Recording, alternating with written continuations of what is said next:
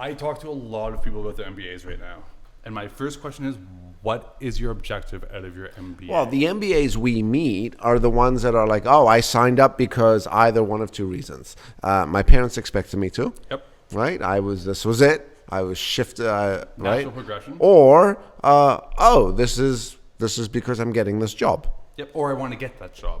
Yeah. This is going to let me transfer from my existing career to something new. Exactly. And so I'm with a lot of students just before MBA or in their early stages when they can still kind of modify what they're doing.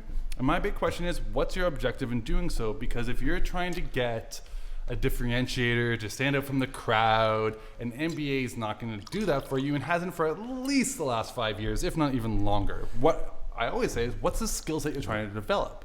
Is it finance is your gap? Are you trying to pivot into finance? Then go do a master's of finance.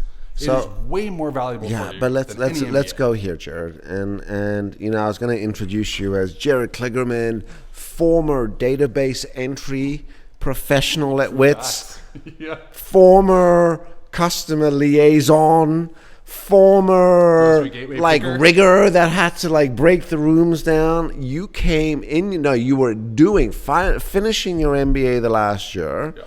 You worked Mondays and Fridays, which were the worst fucking days of the week to hire anyone, because Fridays everyone's looking for the weekend and Mondays everyone's depressed. But you were like, hey, my schedule, I'm in school Tuesday, Wednesday, Thursday. Yeah. I could work Mondays and Fridays. Yeah. And we hired you as the chief database entry architect. That sounds about right, yeah. / engineer. Architect skills whatsoever. That's it. Yeah. Go in and take people's names and type them into the fucking database, the CRM. That's it. And call them and qualify. Yeah. And I think you did that for the first 6 months. A little bit shy, but close. Right? Yeah. And we saw such natural talent in you that we progressed you. But that is the greatest story you can tell MBAs. Let me tell you about when I left my MBA, I was making, I think at the time, 35,000 a year. With a fucking MBA in marketing and fucking engineering. I tell that story all the time. Good, because that's the fucking story you should be telling. MBAers, I meet them in these speed mentoring sessions, or I go for, on Thursday, I'm seeing not one, not two, I'm meeting 4 students on Thursday. Every single one of them has heard me talk before, and I've told every single one of them that story to say, whatever you think you're expecting at the other end, this is the reality of it. So when I say I recommend most people don't do an MBA, let me clarify that slightly. Mm-hmm. If you need a solid business acumen and you're coming from a non-business background, so I have a science background, Bachelor of Science in Bio and Neuropsychology. Yeah.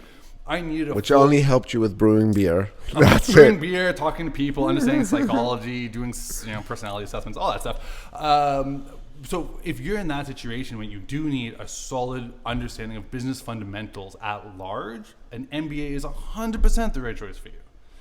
A lot of people I meet are looking to the MBA as the key to their pivot. Exactly. And that's where I go, no, what's the skill set you're trying to, what's the knowledge you're trying to learn? Because an MBA is not going to, it will give you that 100%, but it's going to give you a fraction of the value long term. So why not do a master's in supply chain, a master's in finance, a master's in HR? There's literally a master's for every single facet of business, all the way down to business analytics. But there's lots of schools, but it really comes down to, if you want to advance your career, what's going to advance it? And an MBA typically isn't it. No, well, for the 90% of the students that you've just described, yes, it's MBAs are no good. But the thought of going through that type of learning experience, and I think that's what I was getting to, which is I'm happy for that. Okay, let's go back to you being an entrepreneur. So you tried to build the sales organization, failed miserably. I did, yeah. Right. Although I will say, I got a shout out. I have a really not unlike here, I've got a very family-run company. It's awesome. I love the fact we're so tight. My VP and so her title's changed now. She's an account manager, but they're sisters. So she has taken on the account management role. And this is the sales story that should never be told. Within her first 30 outreaches, she got a contact who was interested. He was at a different company, moved to a new company, called. We just landed that deal last month. Amazing. So not to say my team hasn't shifted it. We're there, but it's in a different format than what I would have preferred. Yeah. But we're there. Yeah. So it failed in my expectation. Successful on actual reality of what it should have been. Can I tell you what we've done, and we've done it I think very successfully. We put a lot of pointing off camera to Jadine right now, but we've done or put a lot of emphasis into relationship management. Mm-hmm. like instead of salespeople, which we have traditionally hired. And even when you were here you were what, 8-9 years? 8 years? A little over seven, Okay. almost 7.5. Right. There was always the emphasis of hiring that salesperson. Yep. How many salespeople did we hire? Tons. Churned. And then me and you, or me, you, and a couple others were the ones that did the sales that technically were not in sales positions, or we were in business development positions, but we were interested in, we put a lot of effort into relationship management. And maybe this is advice, maybe it's a little bit of acknowledgement of what you're saying, but I don't think you need to build a sales culture. You need to build a really strong relationship management culture. And if I'll tell you, there's one person that I've learned how to network from, it's you. And here's how I tell, when I'm in front of people, here's what I say. Yeah. I say, so I'm Greg Witz. I'm a super big extrovert personality. I'll go to a networking event. I'll come out with 300 business cards, not knowing 300 people or not remembering 300 conversations. And you'll come out of a networking event with like 3 business cards, with 3 relationships, and 3 follow-ups, and not just follow-up from a business standpoint, but like a follow-up like, hey, really great to meet you. Let's continue the dialogue. So talk to us about networking. So the networking, how it is important for the success of business, how it's maybe successful for what you're trying to achieve with your sales culture. Yeah. I mean, relationships, credit networking and relationships with my entire career, starting from how I ended up even here. Right? I mean, I met you via one of our mutual contacts, friends, we give colleagues. a shout out Stephen Friedman from shout Schulich. out Steven. The crazy professor. Professor who I was fortunate enough to meet in my early days. And, he and I bonded over, Over a joint.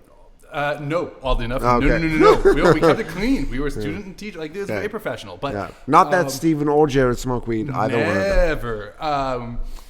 No, he and I bonded over a few shared personal facts. We both come from the tribe. If you're private, you know what I'm talking about. He and my brother and father both went to the same camps, had some of the same similarities in our backgrounds. We just clicked. But he's the reason I ended up here. And so that was all through a relationship. And now you fast forward, when I left here, it was a tough decision. It was not taken lightly. It was like, I cried walking out the door. I know. It was really tough. But it was important for you, man. Like, I tell the Massively. story of like, it would have been really bad for you to stay at Witz. You were meant to pop. You were meant to like move on to the next thing. Like, you've got shit to accomplish and do.